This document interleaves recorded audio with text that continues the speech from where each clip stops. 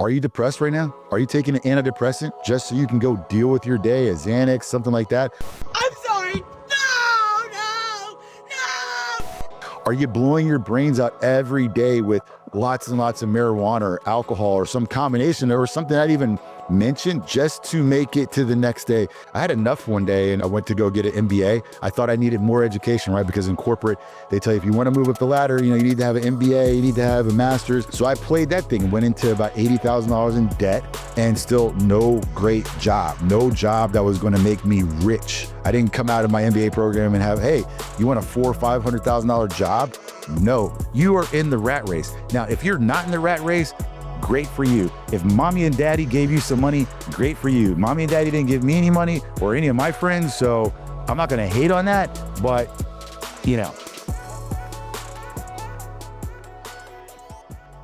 What's up, guys? We're back today here in the barn in Atlanta. I am Carlton Washington, and today I want to talk to you guys about freedom and specifically financial freedom.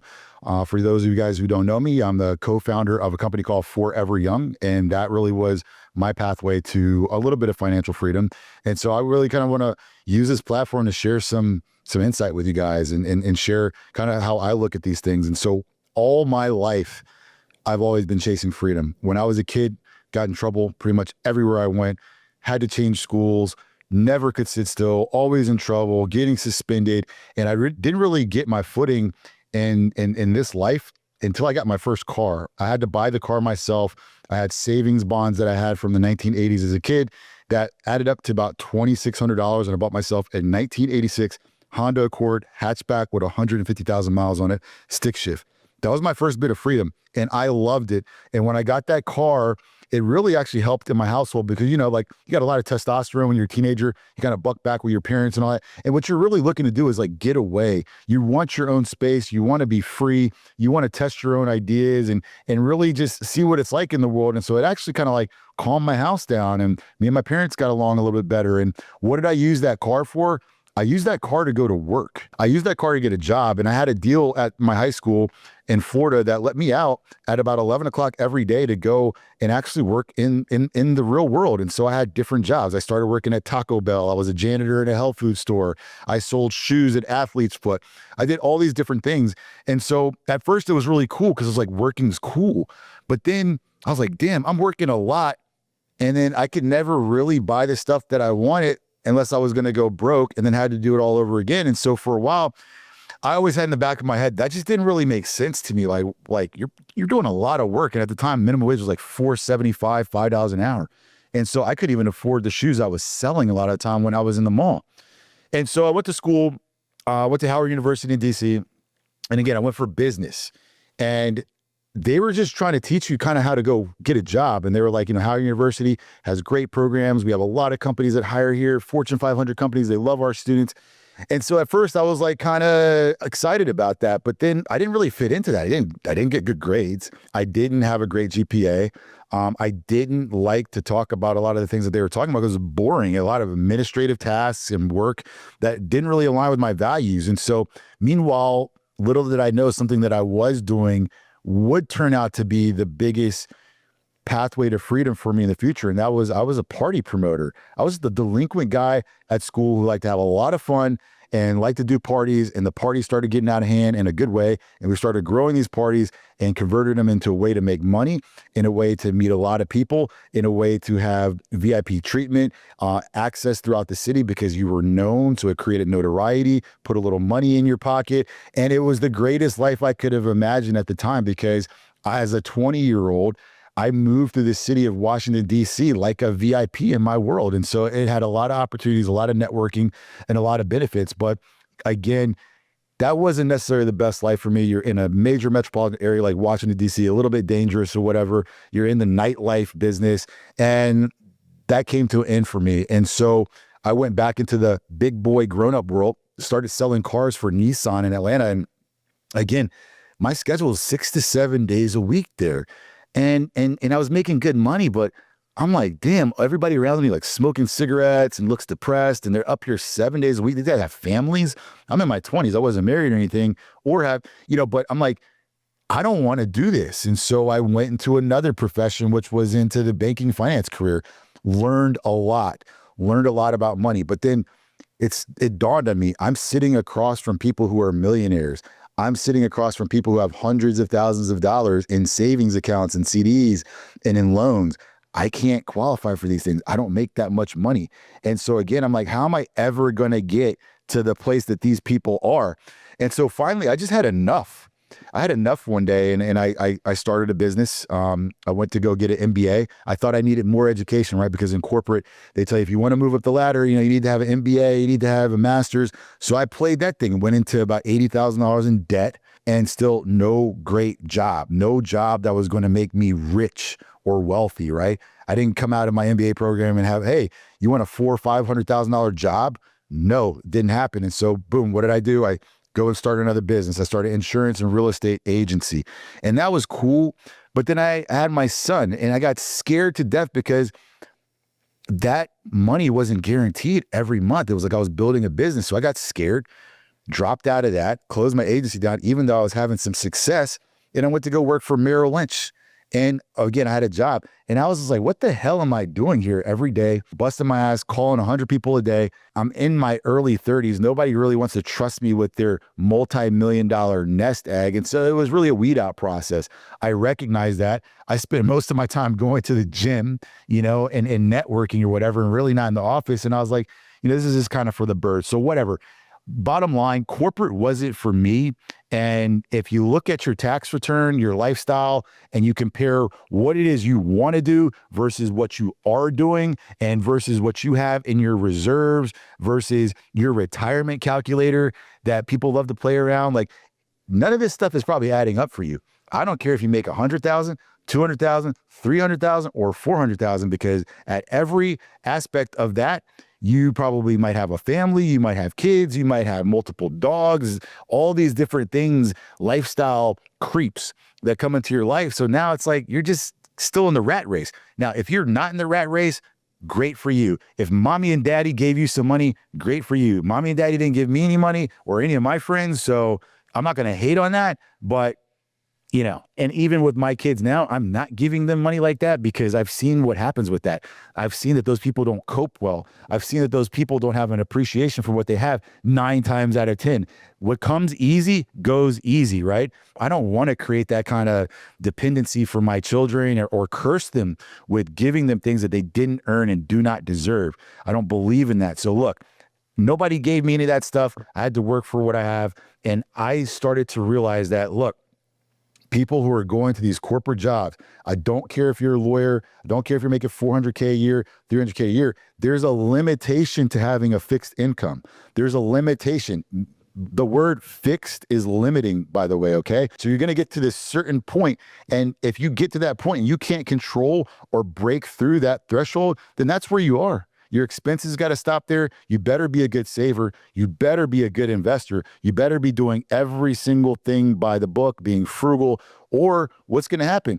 Fixed income people who have emergencies a lot of time find themselves in desperate times and situations. And so what is freedom? Freedom is control. Freedom is as much control as you can possibly have over the things that are happening in your life, your time, your ability to go pick up your kid from school early, your ability to go take that trip you want to take, your ability to get good health care. All of these things that I'm talking about are going to lead to whether you are satisfied with your life or whether you're depressed right now. Are you depressed right now? Are you taking an antidepressant just so you can go deal with your day, a Xanax, something like that? Are you blowing your brains out every day with lots and lots of marijuana or alcohol or some combination or something I didn't even mention just to make it to the next day and the next week and the next year, right? That's not free to me. I've done that, by the way. Trust me, I've done that for many, many years, and it's not healthy, right? And so we're losing on all fronts here if that's what we're doing. If we're going home every day and we're drinking alcohol every day and we're unhappy and we're not working out or whatever because you don't have the time, because it's not your time to go do these things, then I can pretty much assume that you're probably not satisfied with where you are right now. And so question is, how do you get satisfied? You get satisfied by being honest with yourself and taking an assessment of what's going on around you. Are you happy? Are you not happy? Do you have what you need? Do you not have what you need? What's getting in the way? What's getting in the way of you being able to work out so you feel better, so you look better, so you feel healthier, so you can be more productive? What's getting in the way of you being able to spend more time with your children? What's getting in the way of that trip to Greece or Africa or Japan? What's getting in the way? I bet you it's something that you're going to identify in this process. And now what do we do? Once we've identified this thing that's getting in the way, what do we do about it? A lot of people feel helpless, right? They have bad habits. They're doing some of the things we just mentioned.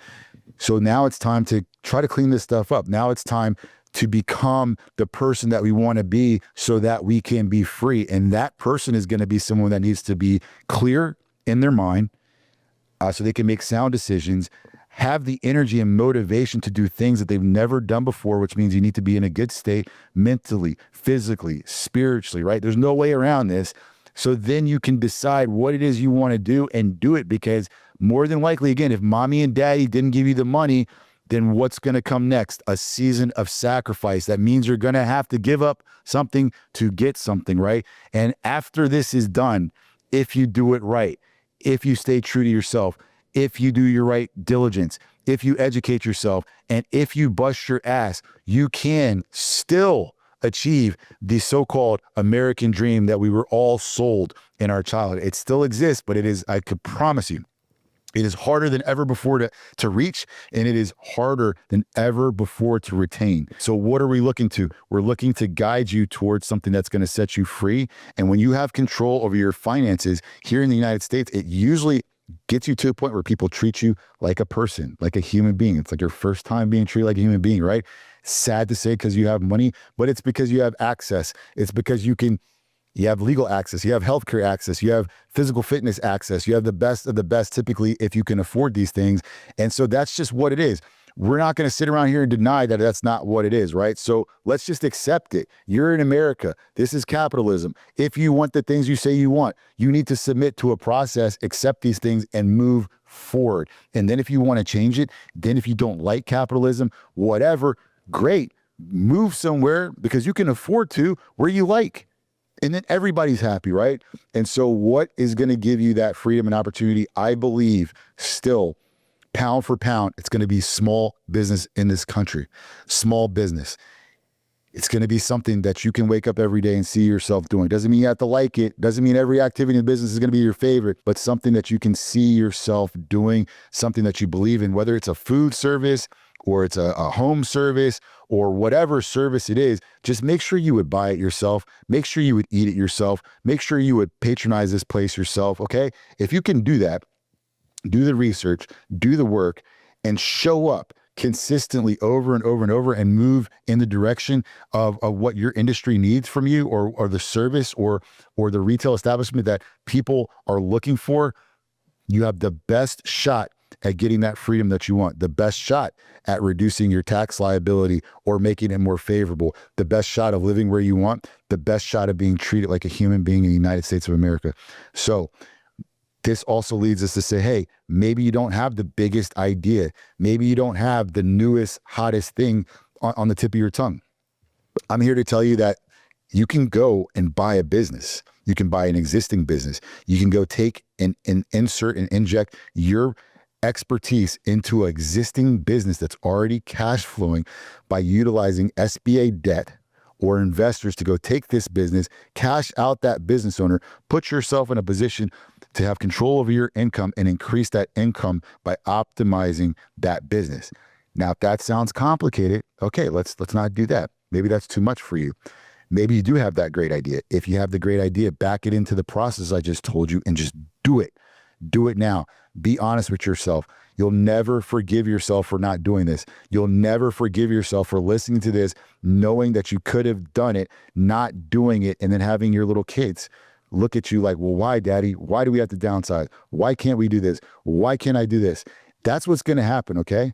That's what's going to happen. And we owe it to ourselves and to them to do what we can. What's the other thing we can do? We can go and we can open an existing model, an existing platform or system, which will be a franchise system, right? A franchise and something that you like. So you like working out. There's a fitness franchise. You like health and wellness. There's a health and wellness franchise. You like aesthetic franchise. You like plumbing, HVAC, painting, cabinetry, closets, you name it, there's a franchise for. You like food, You like barbecue, you like ice cream, there's a franchise. You get the point. You get the point. So with the franchise, you get to take an existing business with a system and something that's proven to work and put your flair on it, find a location, make it convenient for you, and work that model until, boom, now you're in control of your income. Year over year income growth, month over month income growth, better tax benefits. All of these things and an ability to contribute to people that you hire so that you can give them a place to work where they actually feel like people. They feel valued again. They feel worthy again. You can put good into the world through small business, through franchising, and through being your best self and giving yourself and your family the chance. You don't have to come for money to do this. It will be very, very hard to do this, okay? It will take time. It will take consistency, it will take perseverance, and it will take relentlessness. But what I can tell you is if you don't do this, if this does apply to you and you're not giving yourself the best opportunity and you are letting your skills, talents, and energy go to the waste, I guarantee you 100% you will suffer because we are in an inflationary environment like many of us have never seen before. We are in a stagnated environment right now in terms of growth like many of us have never seen before. And you do the math on that. You do the math of losing up to 8, 9, 10% of your purchasing power and security every single year, right? Without the growth in your life to fight against this, right? If you're not out earning that, the writing is on the wall of what we are marching to. And I'm not saying that to be pessimistic. I am saying that to be encouraging and supportive and to push you to do something. Do it for yourself. Do it for your family, do it for your community, do it for a cause. Please just do it. Please try to set yourself free at least once in this lifetime. If it doesn't work, I promise you'll be able to go back and get something that you don't like to do, which is the job that you probably have today, right? I know this doesn't speak to everybody. I know some of you guys enjoy your work. And I know some of you guys have funds from legacy money, from life insurance, from a death or whatever, right? Maybe this doesn't apply to you, but I'm talking about the people like me who came from middle class or poor America who want the best for ourselves, want the best for our kids, and who really want to go for broke, right? I'm talking to you. I want to encourage you to do it. I promise you, if you're true to yourself and you do an assessment of the things that we talked about and are really honest, and you know it's going to suck, and you know it's going to be hard work, and you know you're going to need to rely on some motivation and some consistency and some discipline and do things you haven't done before. If you can accept these things, then I promise you it's going to be worth it. And at least you don't have to go out knowing that you never tried. All right, guys, and thanks for joining me today. Again, I'm Carlton Washington. I've opened up a coaching platform for high value transfer of data to people who are serious, who really want to take this challenge and go to the next level. Hit the link, like, subscribe. If you want to contact me, look at the link below. We'll meet up, see if this is a good fit for you. If it is, we'll move forward. And again, the goal is to drive massive value to you so you can make the change to become free.